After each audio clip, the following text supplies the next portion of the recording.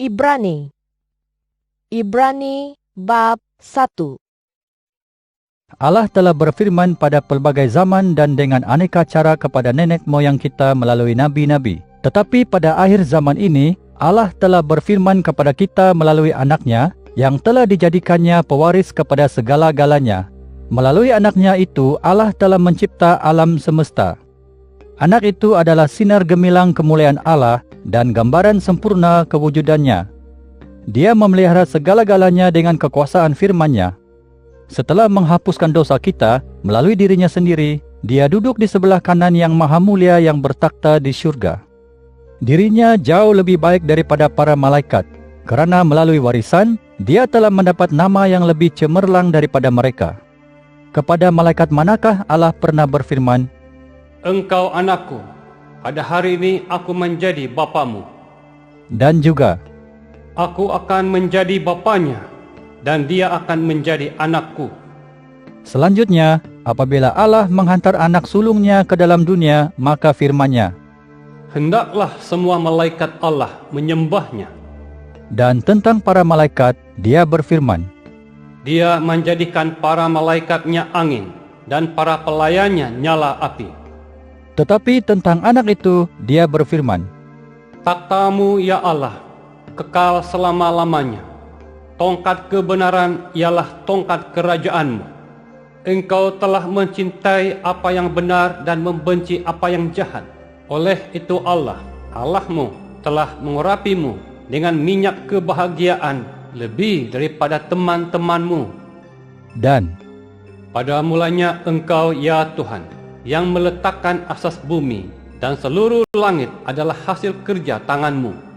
Bumi dan langit akan binasa, tetapi Engkau kekal, dan segalanya akan menjadi usang seperti pakaian. Seperti jubah, Engkau akan menggulungnya, seperti baju yang ditukar, semuanya akan diubah. Tetapi Engkau tetap sama, dan zaman-Mu tidak berkesudahan. tetapi kepada malaikat manakah Allah pernah berfirman, Duduklah di sebelah kananku, sehingga aku menjadikan musuhmu alas kakimu. bukankah semua malaikat itu roh-roh pelayan yang dihantar untuk melayani manusia yang akan mewarisi penyelamatan? Ibrani bab 2.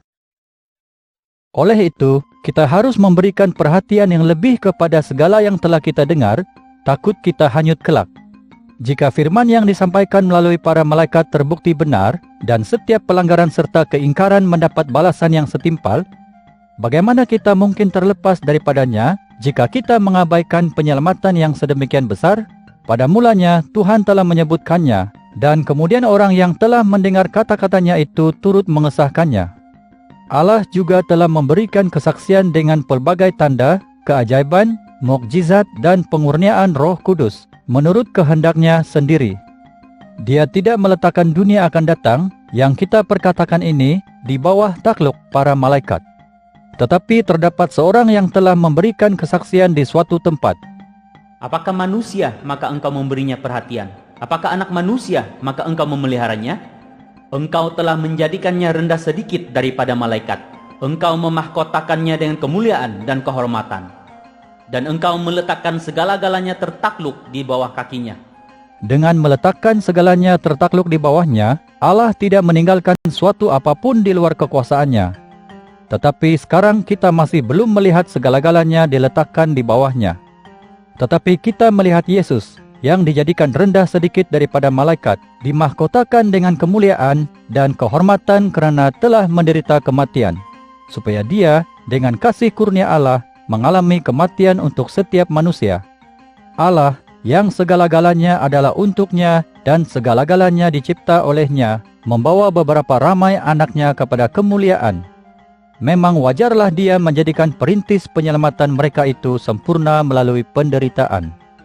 Dia yang menyucikan dan mereka yang disucikan adalah satu asalnya. Oleh itu, Dia tidak malu memanggil mereka saudara-saudara.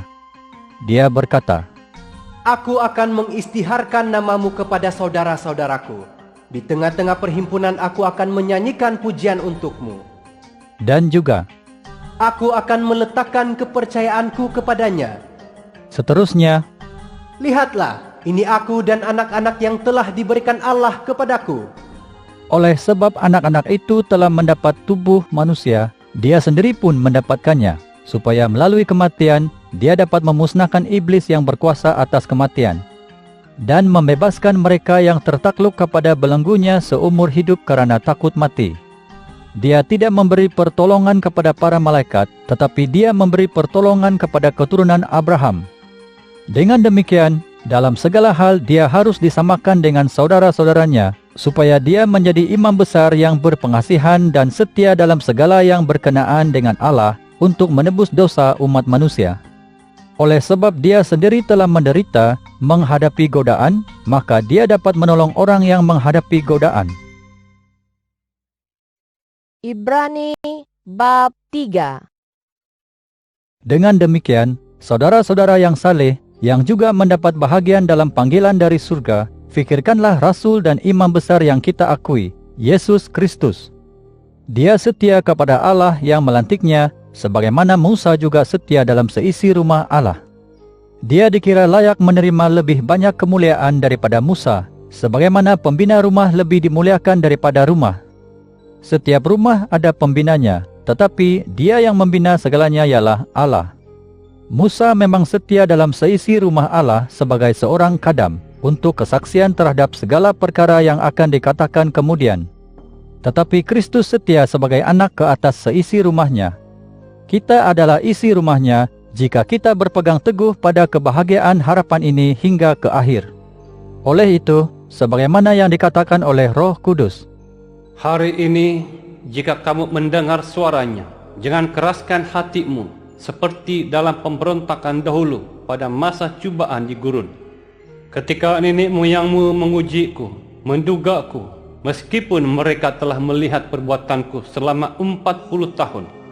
Oleh itu, aku murka dengan keturunan itu, dan aku berkata, hati mereka sentiasa sesat dan mereka tidak mengenal jalanku.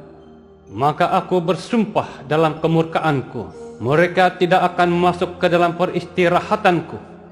Awaslah, saudara-saudara, jangan ada dalam diri seorang pun daripadamu hati durjana yang tidak beriman, lalu berpaling daripada Allah yang hidup. Nasihatilah sesama sendiri setiap hari, selagi masih disebut hari ini. Jangan sampai sesiapa di antaramu menjadi keras hatinya akibat dosa yang memperdaya. Kita telah mendapat bahagian dalam Kristus jika kita berpegang kepada keyakinan kita yang kita miliki dari mula-mulanya hingga ke akhir, seperti mana dikatakan, Hari ini, jika kamu mendengar suaranya, jangan keraskan hatimu, seperti dalam pemberontakan dahulu. Siapa yang memberontak setelah mendengar? Bukankah semua mereka yang telah dibawa oleh Musa keluar dari Mesir? Dengan siapakah Allah murka 40 tahun? Bukankah dengan mereka yang melakukan dosa, yang bergelimpangan mayat mereka di gurun? Dan kepada siapakah Allah bersumpah bahawa mereka tidak akan masuk ke dalam peristirahatannya? Tak lain tak bukan kepada mereka yang tidak taat. Oleh itu, nyatalah kepada kita bahawa mereka tidak dapat masuk kerana tidak beriman. Ibrani bab 4. Dengan demikian, oleh sebab janji untuk masuk ke dalam peristirahatannya tetap wujud, kita haruslah bimbang kalau-kalau ada di antaramu yang dikira tidak layak. Injil telah disampaikan kepada kita dan kepada mereka, tetapi firman yang didengar mereka tidak menguntungkan mereka kerana tidak berpadu dengan iman. Kita yang telah beriman memang masuk ke dalam peristirahatan itu sebagaimana firman-Nya. Maka aku bersumpah dalam kemurkaanku, mereka tidak akan masuk ke dalam peristirahatanku. Walaupun pekerjaannya telah selesai sejak dunia diasaskan, Allah telah berfirman demikian di suatu tempat tentang hari ketujuh. Dan Allah beristirahat pada hari ketujuh daripada segala pekerjaannya. Kemudian di sini pula, mereka tidak akan masuk ke dalam peristirahatanku. memandangkan sebilangan manusia pasti masuk ke dalam peristirahatan itu, dan mereka yang terlebih dahulu mendengar perkabaran Injil tidak masuk disebabkan mereka ingkar.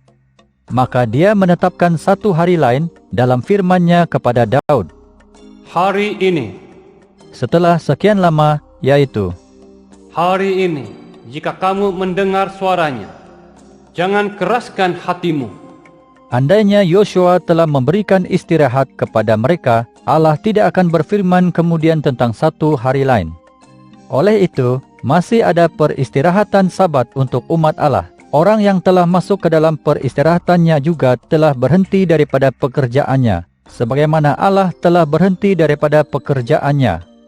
Jadi, marilah kita berusaha untuk masuk ke dalam peristirahatan itu, supaya jangan ada yang gagal karena mengikut contoh mereka yang ingkar. Firman Allah hidup dan berkuasa, lebih tajam daripada pedang dua mata, menembusi ke garis pemisah nyawa dan roh, sendi dan sumsum, serta mengenal antara fikiran dan niat dalam hati. Tidak ada makhluk yang terlindung daripada penglihatannya. Segala-galanya terdedah dan terbuka kepada mata Allah. Kepadanya nanti kita dipertanggungkan tentang segala perlakuan kita. Memandangkan kita mempunyai imam besar yang agung yang telah melalui syurga, yaitu Yesus Anak Allah, marilah kita berpegang teguh pada pengakuan kita. Kita tidaklah mempunyai imam besar yang tidak dapat merasakan kelemahan kita. Sebaliknya, dalam segala hal, dia telah menghadapi godaan seperti yang kita hadapi, tetapi dia tidak melakukan dosa. Oleh itu, marilah kita tampil dengan berani ke hadapan takhta kasih kurnia, supaya kita mendapat belas kasihan dan kasih kurnia untuk menolong kita ketika kita memerlukannya. Ibrani bab 5. Setiap imam besar daripada kalangan manusia dilantik untuk mewakili manusia dalam hal-hal yang berkaitan dengan Allah, supaya dia dapat memberikan persembahan dan korban untuk menghapuskan dosa. Dia dapat merasakan belas kasih kepada mereka yang jahil dan sesat, karena dia sendiri menghadapi kelemahan diri. Oleh itu, dia dikehendaki membuat persembahan bukan sahaja untuk menghapuskan dosa orang lain, tetapi juga dosanya sendiri. Tiada sesiapa pun mengambil kehormatan ini untuk dirinya, kecuali yang dipanggil oleh Allah, seperti Harun.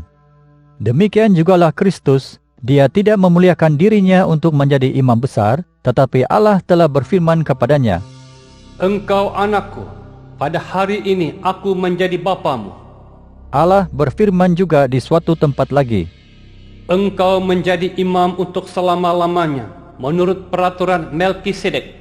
Ketika Yesus hidup sebagai manusia, dia telah berdoa dan merayu dengan ratap tangis kepada Allah yang berkuasa menyelamatkannya daripada kematian, dan Allah telah mendengarnya karena kesalihannya. Sungguh pun dia anak, namun dia belajar taat melalui segala penderitaannya. Setelah dia dijadikan sempurna, dia menjadi sumber penyelamatan yang kekal bagi semua yang mematuhinya. Dia dipanggil Allah menjadi imam besar menurut peraturan Melkisedek. Tentang ini kami ada banyak untuk dikatakan, namun sukar hendak diterangkan, karena pendengaranmu sudah tumpul. Sepatutnya sekarang ini kamu sudah boleh mengajar, tetapi kamu masih perlu diajar lagi tentang asas-asas pertama firman Allah. Seolah-olah kamu masih perlu minum susu sahaja, belum boleh menerima makanan pepejal. Orang yang hanya boleh minum susu itu tidak mahir dalam ajaran tentang perbenaran, karena dia masih bayi. Makanan pepejal adalah untuk orang yang sudah dewasa, yaitu mereka yang telah membiasakan akal mereka membezakan baik dengan buruk. Ibrani bab 6. Dengan demikian, marilah kita tinggalkan perbincangan asas ajaran tentang Kristus dan terus beralih kepada kesempurnaan. Usahlah kita letakkan asas lagi, yaitu taubat daripada perbuatan yang sia-sia dan beriman kepada Allah. Ajaran tentang pembaptisan, penumpangan tangan, kebangkitan daripada kematian, dan hukuman yang kekal. Kita akan melakukannya jika Allah mengizinkan. Bagi orang yang pernah mengenal kebenaran, telah mengecap pemberian dari syurga, telah mendapat bahagian dalam Roh Kudus, telah merasakan kebaikan firman Allah dan kuasa zaman akan datang. Jika mereka berpaling, mustahil untuk membawa mereka bertaubat semula, karena mereka telah menyalib anak Allah sekali lagi bagi diri mereka serta memalukannya di mata orang ramai. Tanah yang menghirup air hujan yang sering menimpanya, lalu mengeluarkan tanam-tanaman yang berguna bagi orang, adalah diberkati Allah. Sebaliknya, jika tanah itu mengeluarkan duri dan lalang, maka ia disingkirkan serta hampir dilaknat dan akhirnya dibakar. Namun demikian, saudara-saudara yang dikasihi, sungguh pun kami berkata demikian, kami yakin bahawa perkara yang lebih baik akan berlaku kepadamu. Ya, perkara yang mengiringi penyelamatan. Allah sentiasa adil dan tidak akan melupakan kerja serta usaha kasih yang telah kamu tunjukkan untuk nama-Nya, yaitu kamu telah dan sedang melayan orang yang saleh. Kami mahu setiap orang daripada kamu menunjukkan kesungguhan usaha yang sama untuk memberi sepenuh keyakinan terhadap harapanmu hingga ke akhir. Janganlah kamu menjadi lembab. Teladani mereka yang mewarisi janji itu melalui iman dan kesabaran.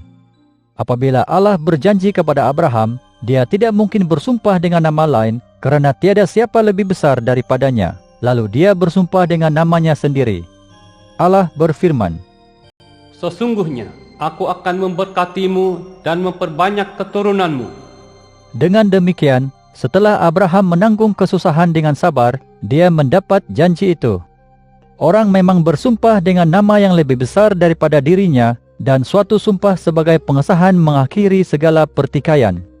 Dengan demikian Allah, untuk menunjukkan kepada waris-waris janji itu bahawa kehendak-Nya tidak mungkin berubah, telah mengesahkannya dengan sumpah.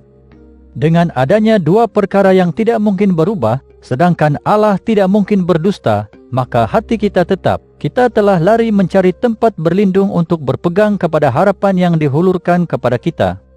Kita mempunyai harapan ini sebagai sauh kepada jiwa kita, tetap dan teguh, dan masuk sampai ke balik tirai. Di situ perintis jalan telah masuk untuk kita, yaitu Yesus, yang telah menjadi imam besar untuk selama-lamanya menurut peraturan Melkisedek. Ibrani bab 7. Melkisedek ini Raja Salem dan Imam Allah yang Maha Tinggi. Dia telah bertemu dengan Abraham yang dalam perjalanan pulang setelah menewaskan raja-raja, lalu dia memberkati Abraham. Kepadanya juga Abraham menyerahkan 1/10 daripada segala yang dibawanya. Melkisedek mula-mula diterjemahkan sebagai Raja Perbenaran. Kemudian dia dipanggil juga sebagai Raja Salem, bermakna Raja Kesejahteraan. Dia tidak mempunyai ibu bapa, tidak bersalah silah, tiada tarik permulaan atau penghabisan hayatnya, tetapi seperti anak Allah, dia terus-menerus menjadi imam. Sekarang fikirkanlah betapa besarnya orang itu, hinggakan moyang kita Abraham menyerahkan kepadanya 1/10 daripada rampasan perangnya. Keturunan Lewi yang menerima jawatan imam dikehendaki memungut 1/10 hasil daripada kaum itu menurut hukum Taurat, yaitu daripada saudara-saudara mereka, walaupun daripada benih Abraham. Tetapi seorang yang bukan daripada keturunan mereka telah menerima bayaran 1/10 hasil daripada Abraham dan telah memberkati Abraham, penerima janji-janji Allah. Tidak boleh dinafikan bahawa orang yang lebih rendah kedudukannya diberkati oleh orang yang lebih tinggi. Di sini manusia biasa yang akan mati menerima bayaran 1/10 hasil, tetapi di sana dia menerimanya yang telah disaksikan hidup berterusan. Lewi yang menerima bayaran 1/10 hasil pun boleh dikatakan membayarnya melalui Abraham, kerana dia masih dalam sulbi moyangnya apabila Melkisedek berjumpa dengannya. Oleh itu, kalaulah kesempurnaan didapati daripada keimaman Lewi, kerana di bawahnya orang menerima hukum Taurat, mengapakah perlu bangkitnya seorang imam lagi menurut peraturan Melkisedek yang tidak dipanggil menurut peraturan Harun? Dengan berubahnya keimaman, semestinya berubahlah hukum Taurat. Dia yang disebut berkaitan segala ini datang daripada suku lain yang belum pernah menghasilkan imam untuk bertugas di mazbah. Jelas bahawa Tuhan kita keturunan Yehuda, tetapi tentang suku ini, Musa tidak pernah mengatakan sesuatu berkaitan imam-imam. Jauh lebih jelas lagi, jika seperti Melkisedek bangkit seorang imam lagi, yang datang bukan menurut perintah berkenaan hal jasmani, tetapi menurut kuasa hidup yang tidak berkesudahan. Tentang dia telah disaksikan, Engkau menjadi imam untuk selama-lamanya, menurut peraturan Melkisedek. perintah dahulu telah terbatal disebabkan lemah dan tidak berguna, kerana hukum Taurat tidak menyempurnakan apa-apa pun.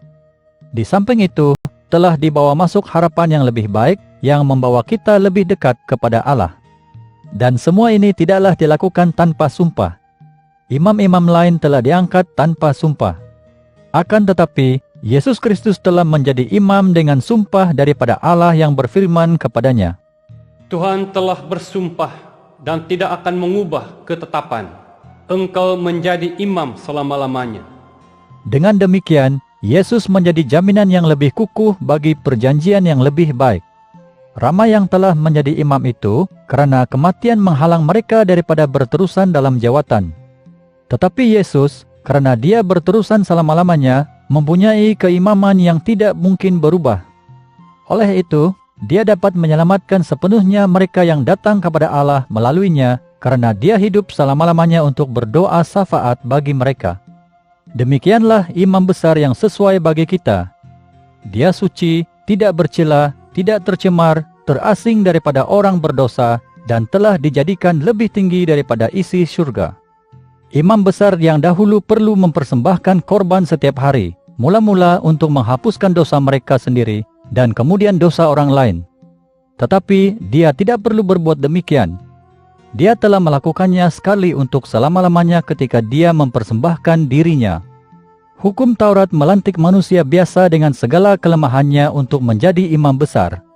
Tetapi firman dan sumpah Allah yang datang selepas hukum Taurat melantik anak yang telah disempurnakan untuk selama-lamanya.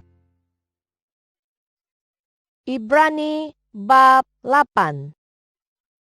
Pokok segala yang kami katakan, kita mempunyai imam besar yang duduk di sebelah kanan takhta Allah yang maha mulia di syurga. Dia ialah penjawat yang berbakti di tempat suci dan di kemah sejati yang dibina oleh Tuhan, bukan oleh manusia.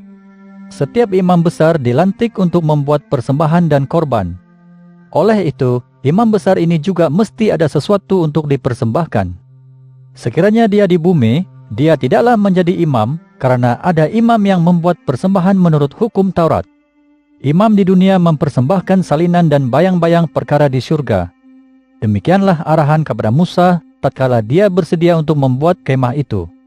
Allah berfirman, Pastikan bahwa engkau membuat segalanya menurut contoh yang ditunjukkan kepadamu di atas gunung itu. Tetapi sekarang dia telah mendapat jawatan yang lebih tinggi, karena dia juga menjadi pengantara bagi perjanjian yang lebih baik yang diasaskan pada janji-janji yang lebih baik. Andainya perjanjian pertama itu tidak bercela, tidaklah perlu diadakan perjanjian lagi. Tetapi Allah telah mendapati mereka bercela, lalu berfirman, Lihatlah, akan tiba harinya, firman Tuhan, apabila aku membuat perjanjian baru dengan keturunan kaum Israel dan dengan keturunan kaum Yehuda. Tidak seperti perjanjian yang telah kubuat dengan nenek moyang mereka ketika aku membimbing tangan mereka untuk membawa mereka keluar dari tanah Mesir, kerana mereka tidak terus-menerus memegang janjiku. Lalu aku berpaling daripada mereka. Demikian firman Tuhan. Inilah perjanjian yang akan kubuat dengan keturunan kaum Israel selepas zaman itu. Tuhan berfirman, Aku akan meletakkan hukumku dalam fikiran mereka dan menuliskannya dalam hati mereka. Aku akan menjadi Allah mereka dan mereka akan menjadi umatku. Tiada seorang pun daripada mereka akan mengajar jirannya atau saudaranya dengan berkata, Kenalilah Tuhan, kerana semuanya akan mengenalku daripada yang terkecil kepada yang terbesar. Aku akan berbelas kasihan terhadap kesalahan mereka, dan dosa mereka tidak akan kuingati lagi. dengan menyebut perjanjian baru, Tuhan telah menjadikan perjanjian pertama dahulu tidak terpakai lagi. Sesuatu yang kian tidak terpakai dan usang sudah sampai masanya untuk lenyap. Ibrani bab 9. Perjanjian pertama itu mempunyai rukun-rukun ibadat dan tempat suci di bumi. Suatu kemah telah disediakan. Di bahagian pertama terdapat kaki pelita, meja, dan persembahan roti. Ini disebut tempat yang suci. Di balik tirai kedua ialah bahagian kemah yang disebut tempat yang maha suci. Di situ terdapat mazbah perasapan emas, tabut perjanjian yang bersalut emas, bokor emas yang berisi mana, tongkat Harun yang bertunas, dan loh-loh perjanjian. Di atasnya terdapat kerubin kemuliaan yang menaungi penutup pendamaian. Perkara ini tidak dapat diperkatakan satu persatu sekarang. Setelah segala ini disediakan, imam-imam sentiasa masuk ke bahagian pertama kemah itu dan menyempurnakan ibadat. Tetapi ke bahagian kedua, imam besar masuk seorang diri setahun sekali sahaja, tidak boleh tidak membawa darah yang dipersembahkannya untuk dosa dirinya dan untuk dosa orang lain yang dilakukan akibat kejahilan. Roh Kudus membayangkan bahawa jalan masuk ke tempat yang maha suci tidak dinyatakan selagi bahagian pertama kemah masih tetap berdiri. Ini melambangkan zaman ini, ketika persembahan dan korban dipersembahkan, tetapi tidak menjadikan orang yang menjalankan ibadat itu sempurna dari segi hati nurani. Semua ini hanya soal makanan dan minuman, pelbagai upacara pembasuhan yaitu rukun-rukun lahiriah yang dikenakan hingga sampai masa pembaharuan. Tetapi Kristus datang sebagai imam besar bagi perkara-perkara baik yang akan datang, dengan kemah yang lebih besar dan lebih sempurna, yang bukan buatan manusia, bukan sebahagian daripada kejadian alam. Bukan dengan darah kambing atau anak lembu, tetapi dengan darahnya sendiri, dia masuk ke dalam tempat yang maha suci, sekali untuk selama-lamanya, karena dia mendapatkan penebusan yang kekal. Jika darah lembu jantan dan kambing, serta abu lembu betina muda yang direnjiskan ke atas orang bernajis dapat menyucikan jasadnya secara lahiriah, lebih-lebih lagilah darah Kristus, yang melalui roh kekal mempersembahkan dirinya tanpa cela kepada Allah, menyucikan hati nuranimu daripada perbuatan yang mati, supaya kamu dapat beribadat kepada Allah yang hidup. Itulah sebabnya dia menjadi pengantara bagi perjanjian baru, melalui kematian, untuk menebus kesalahan di bawah perjanjian pertama, supaya mereka yang dipanggil dapat menerima janji warisan yang kekal. Apabila ada wasiat, semestinya ada kematian pewasiat. Wasiat berkuat kuasa selepas kematian seseorang, karena langsung tiada kuasanya selagi pewasiat masih hidup. Perjanjian pertama itu pun tidaklah ditentukan tanpa darah.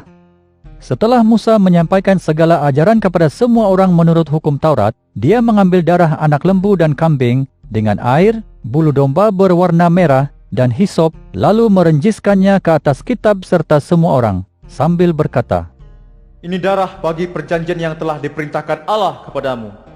Selepas itu, dia merenjiskan juga darah ke atas kemah dan segala alat ibadat. Menurut hukum Taurat, hampir segala-galanya disucikan dengan darah, dan tanpa tumpahan darah tidak ada pengampunan.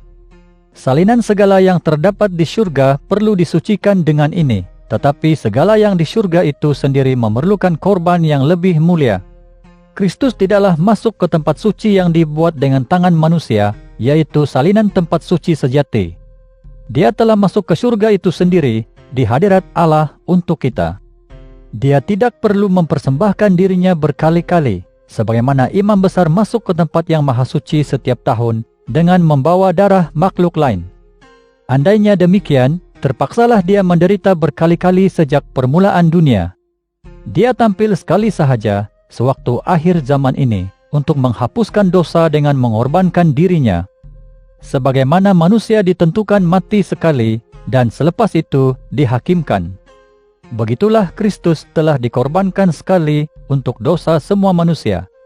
Kepada mereka yang menunggunya dengan penuh pengharapan, dia akan datang bagi kali kedua, bukan untuk menanggung dosa, tetapi untuk menyelamatkan mereka.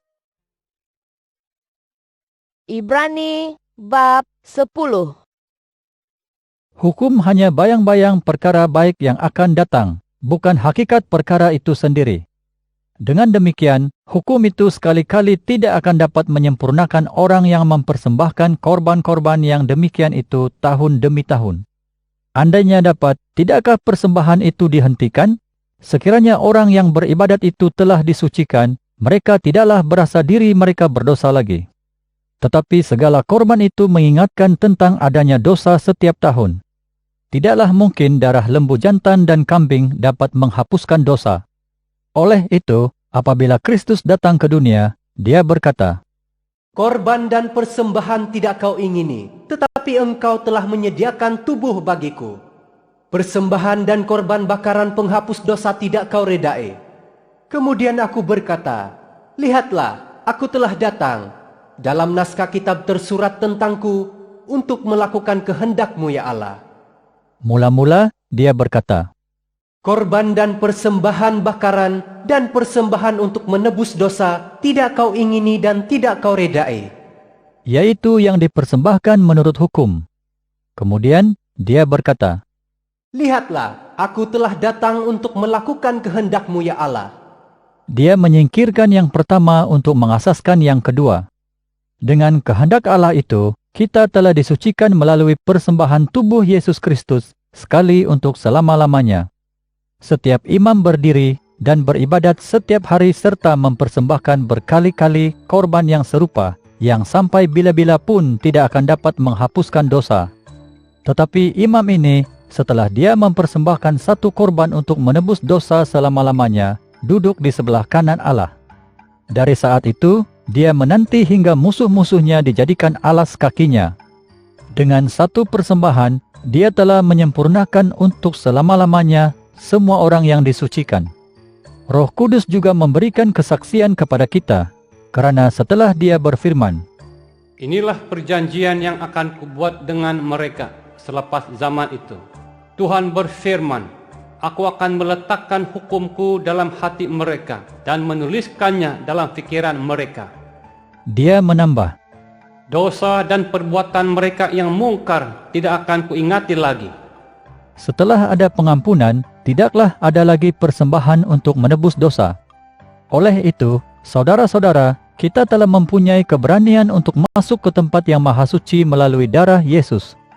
Melalui jalan yang baru dan hidup yang dibukakannya untuk kita menerusi tirai, yaitu tubuhnya. Kita mempunyai imam besar di atas isi rumah Allah.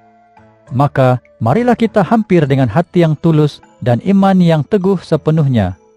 Hati nurani kita telah direnjis sehingga suci daripada kejahatan, dan tubuh kita telah dibasuh dengan air yang bersih.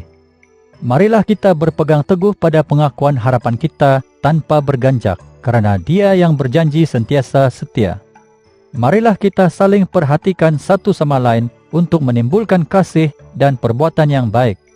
Jangan berhenti daripada berhimpun, seperti yang dilakukan oleh setengah-setengah orang. Nasihatilah sesama sendiri, terutamanya setelah kamu sedar hari Tuhan itu kian hampir. Jika kita sengaja melakukan dosa setelah kita mengenal kebenaran, tiada lagi korban untuk menebus dosa. Yang ada hanyalah ketakutan menanti hukuman dan api kemurkaan yang akan memusnahkan semua yang ingkar. Sesiapa yang menolak hukum Musa, mati tanpa belas kasihan atas kesaksian 2 atau 3 orang saksi. Pada hematmu, betapakah lebih dahsyatnya hukuman yang dianggap setimpal bagi orang yang telah melanyak anak Allah di bawah kakinya, memandang ringan kepada darah perjanjian yang telah menyucikannya dan menghina roh kasih kurnia? Kita mengenal Dia yang berfirman, Pembalasan adalah hakku, aku akan membalas. Demikian firman Tuhan. dan juga, Tuhan akan menghakimi umatnya. sungguh dahsyatnya jatuh ke tangan Allah yang hidup. Tetapi ingatlah masa silam, ketika kamu diberi cahaya kebenaran, kemudian kamu dengan ketetapan yang gigih menanggung penderitaan yang hebat. Sebahagiannya apabila kamu sendiri diaibkan di halayak ramai dengan celaan serta seksaan, dan sebahagiannya apabila kamu menjadi teman mereka yang diperlakukan demikian. Kamu telah merasakan belas kasih terhadap mereka yang terpenjara. Kamu telah menerima dengan sukacita apabila hartamu dirampas, karena kamu tahu bahwa kamu mempunyai milik yang lebih baik dan kekal di syurga. Oleh itu, janganlah buangkan keyakinanmu yang akan diberikan ganjaran besar. Kamu perlu tabah menderita. Dengan demikian, setelah kamu melakukan kehendak Allah, kamu dapat menerima janji itu. Seketika sahaja lagi, Dia yang akan datang itu akan sampai tanpa berlengah-lengah. Sekarang orang yang benar akan hidup dengan iman. Tetapi jika sesiapa undur, jiwaku tidak meredainya. Tetapi kita bukanlah antara mereka yang undur ke arah kebinasaan, tetapi antara mereka yang beriman dan diselamatkan. Ibrani bab 11. Iman adalah kepastian akan perkara-perkara yang diharapkan, keyakinan akan perkara-perkara yang tidak dilihat. Melalui iman, nenek moyang kita telah dipuji. Melalui iman, kita mengerti bahwa semesta alam dibentuk dengan firman Allah. Nyatalah bahwa segala yang dilihat sekarang tidak dicipta daripada benda yang dapat dilihat. Melalui iman, Habel telah mempersembahkan kepada Allah korban yang lebih baik daripada yang dipersembahkan oleh Kain. Dengan demikian, dia mendapat kesaksian bahwa dia seorang yang benar. Allah memberikan kesaksian tentang persembahannya. Oleh itu, setelah Habel mati pun, dia masih berkata-kata. Melalui iman, Henok dipindahkan supaya dia tidak mengalami kematian dan tidak dapat dijumpai karena Allah telah memindahkannya. Karena sebelum dia dipindahkan, dia telah menerima kesaksian bahwa dia mendapat keredaan Allah. Tetapi tanpa iman, mustahil didapati keredaannya. Sesiapa yang datang kepada Allah, mestilah beriman bahwa Allah wujud dan dia memberikan ganjaran kepada mereka yang berusaha untuk mencarinya. Melalui iman Nuh, yang diberi amaran tentang perkara-perkara yang belum dilihat, telah bertindak dengan rasa takut akan Allah. Nuh telah menyediakan bahtera untuk menyelamatkan seisi rumahnya. Dengan demikian, dia telah menghukum dunia dan mewarisi perbenaran menurut iman. Melalui iman, Abraham taat apabila disuruh pergi ke tempat yang kemudian diterimanya sebagai warisannya. Dia pergi tanpa mengetahui kemana dia pergi. Melalui iman, dia tinggal di tanah yang dijanjikan itu seperti di negeri asing. Dia tinggal di kemah-kemah dengan Ishak dan Yakub, yang bersamanya menjadi waris janji itu. Karena dia menanti kota yang berasas, yang dibina dan dicipta oleh Allah. Melalui iman, Sarah juga mendapat kekuatan untuk mengandungkan benih lalu melahirkan anak padahal usianya sudah lanjut, karena dia yakin bahwa dia yang berjanji itu setia. Oleh itu, daripada seorang lelaki yang dianggap hampir dengan maut, telah lahir keturunan sebanyak bintang-bintang di langit, tidak terkira bilangannya seperti butir-butir pasir di pantai. Semua mereka ini telah mati dalam iman. Mereka belum menerima janji itu. Akan tetapi, setelah melihatnya pada masa yang akan datang, mereka yakin terhadapnya dan mengakui mereka orang asing dan musafir di muka bumi ini. Mereka yang berkata demikian menyatakan terang-terang bahwa mereka sedang mencari tempat untuk dijadikan tanah air mereka. Sesungguhnya, kalaulah mereka teringat akan negeri yang telah ditinggalkan mereka dahulu, mereka akan mendapat peluang untuk kembali. Tetapi kini mereka inginkan tempat yang lebih baik, yaitu di surga. Oleh itu, Allah tidak malu disebut sebagai Allah mereka. Dia telah menyediakan sebuah kota untuk mereka.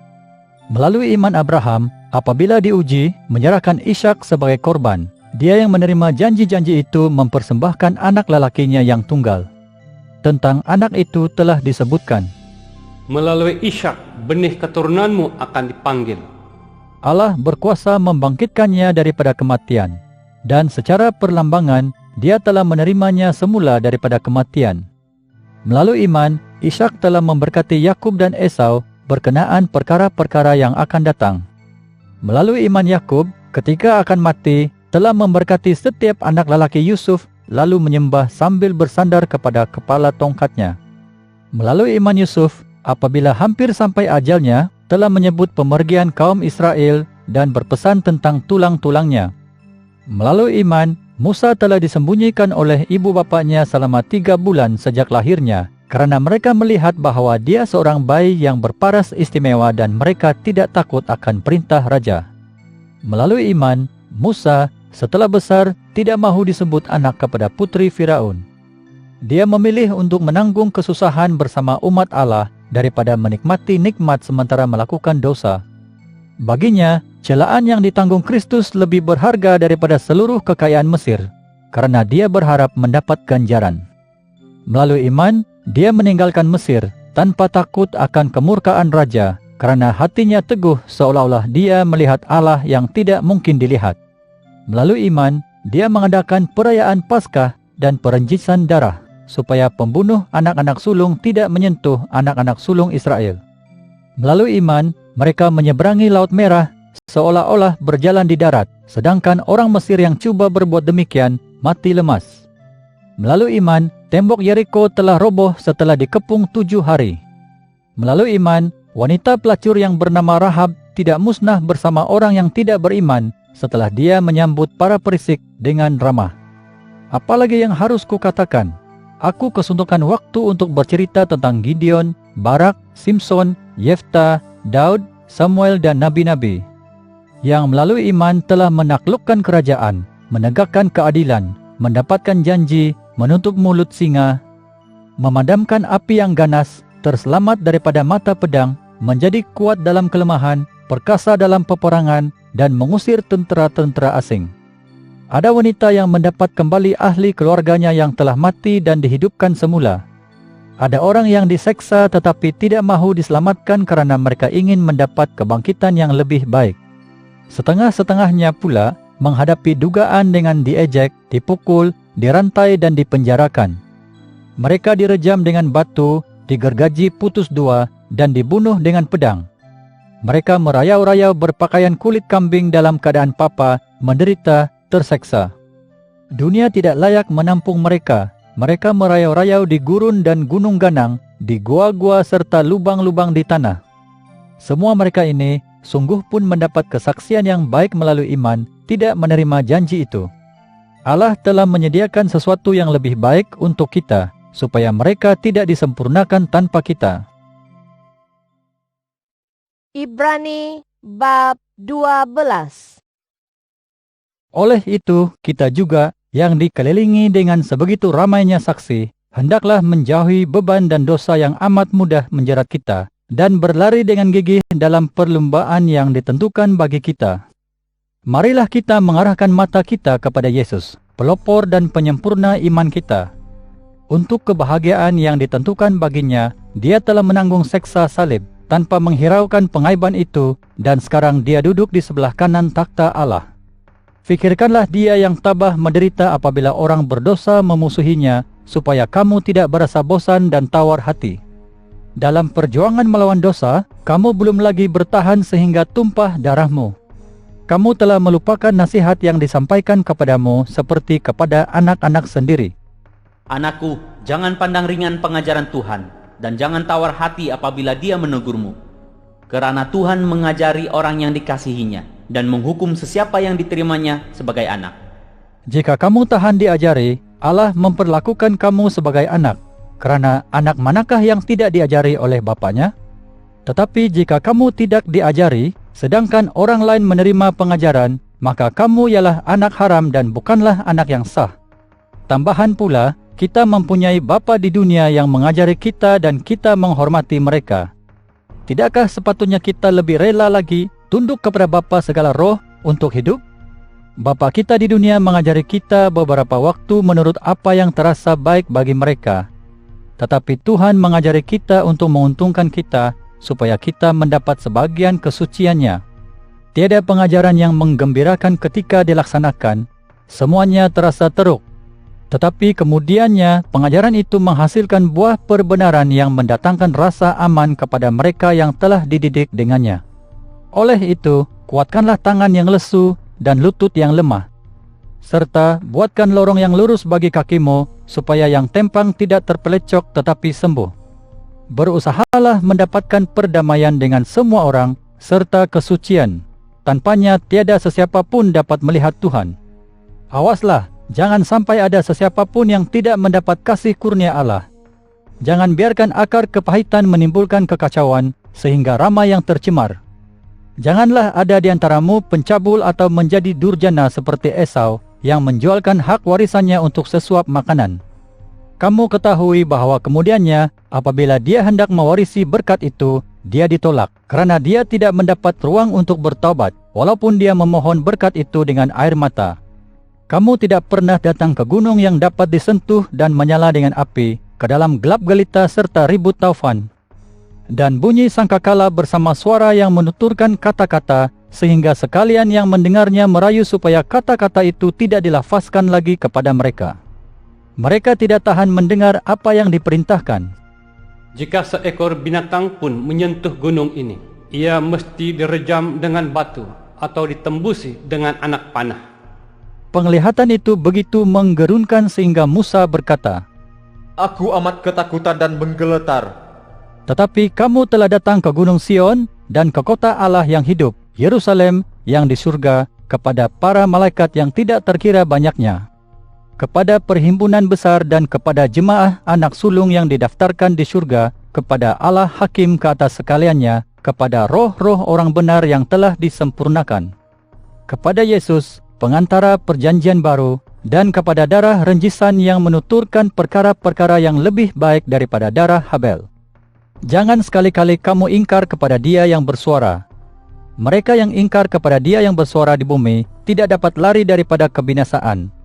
Lebih-lebih lagi dengan kita, jika kita berpaling daripada Dia yang bersuara dari syurga. Dulu suaranya menggoncang bumi, tetapi sekarang Dia telah berjanji. Sekali lagi aku menggoncang bukan sahaja bumi, tetapi juga surga. Sekali lagi, ini bermaksud bahawa segala yang digoncang, yaitu semua benda buatan akan dihapuskan, manakala segala yang tidak dapat digoncang akan tetap wujud. Oleh sebab kita menerima sebuah kerajaan yang tidak dapat digoncang, biarlah kita mendapat kasih kurnia, kerana dengannya kita dapat beribadat kepada Allah secara yang diridainya, dengan penuh hormat dan takut akan Dia. Allah kita adalah api yang menghanguskan. Ibrani bab 13. Pastikan kasih persaudaraan berpanjangan. Jangan lupa meraihkan orang asing, kerana dengan berbuat demikian, ada orang yang telah meraihkan para malaikat tanpa mengetahuinya. Ingatlah kepada orang yang terpenjara, seolah-olah kamu terantai bersama mereka. Kenanglah orang yang dianiaya, seolah-olah kamu juga dianiaya, kerana kamu dan mereka adalah satu. Hendaklah perkawinan dianggap mulia oleh semua, dan tempat tidur dijaga supaya tidak tercemar, kerana Allah akan menghukum penzina baik yang bujang maupun yang sudah berkawin dan mengkhianati pasangannya. Jagalah hidupmu supaya jangan menjadi pencinta wang. Kamu harus berasa cukup dengan apa yang ada padamu. Dia sendiri telah berjanji. Aku tidak sekali-kali akan meninggalkanmu. Aku tidak sekali-kali akan membiarkanmu. Oleh itu, kita boleh berkata dengan bersemangat, Tuhan penolongku, aku tidak akan takut. Apa yang dapat dilakukan manusia kepadaku? ingatlah mereka yang menjadi ketuamu yang telah menyampaikan firman Allah kepadamu. Teladani iman mereka, perhatikan hasil jalan hidup mereka. Yesus Kristus tetap sama kemarin, hari ini, dan selama-lamanya. Jangan terikut-ikut pelbagai ajaran yang berlainan daripada ajaran yang benar. Tetapkan hati dengan kasih kurnia Allah, bukan dengan makanan yang tidak menguntungkan mereka yang asyik dengannya. Kita mempunyai mazbah di mana orang yang menjalankan ibadat kemah tidak berhak makan sesuatu daripadanya. Bangkai semua binatang yang darahnya dibawa masuk ke tempat suci oleh imam besar untuk menebus dosa, dibakar di luar perkemahan. Oleh itu, Yesus juga, untuk menyucikan umat manusia dengan darahnya sendiri, menderita di luar pintu gerbang. Dengan demikian, marilah kita pergi mendapatkannya di luar perkemahan dan menanggung celaan yang dideritainya. Di sini kita tidak ada kota kekal, tetapi kita berusaha mendapatkan kota yang akan datang. Oleh itu, melaluinya marilah kita terus-menerus mempersembahkan korban, yaitu pujian kepada Allah sebagai buah-buahan hasil bibir kita, sambil bersyukur kepada nama-Nya. Tetapi jangan lupa berbuat baik dan berkongsi, kerana korban demikianlah yang diredai Allah. Taati ketua-ketuamu, dan hendaklah kamu bersikap patuh, kerana mereka mengawasi keselamatan rohanimu, sebagai orang yang dipertanggungjawabkan kelak atas perlakuanmu. Pastikanlah bahawa mereka melakukannya dengan sukacita, bukan dengan duka cita, kerana itu tidak akan membawa keuntungan kepadamu. Doakanlah kami, kerana kami yakin hati nurani kami bersih, ingin hidup bermaruah dalam segala hal. Tetapi aku terutamanya mendesakmu berbuat demikian, supaya aku dikembalikan kepadamu lebih awal. Semoga Allah kesejahteraan yang telah membangkitkan Tuhan kita Yesus daripada kematian, Gembala domba yang mulia itu, melalui darah perjanjian kekal, melengkapkan kamu dengan segala yang baik untuk melakukan kehendak-Nya, mengusahakan dalam dirimu apa yang diredainya, melalui Yesus Kristus, baginya kemuliaan selama-lamanya. Amin. Aku merayu kepadamu, saudara-saudara, dengarlah nasihatku ini dengan sabar, kerana aku menulis ringkas sahaja kepadamu. Ketahuilah bahawa saudara kita Timotius telah dibebaskan. Aku akan menemui kamu bersamanya jika dia datang segera. Sampaikan salamku kepada semua ketuamu dan semua umat yang saleh. Saudara-saudara dari Itali berkirim salam kepadamu. Semoga kasih kurnia menyertai kamu semua. Amin.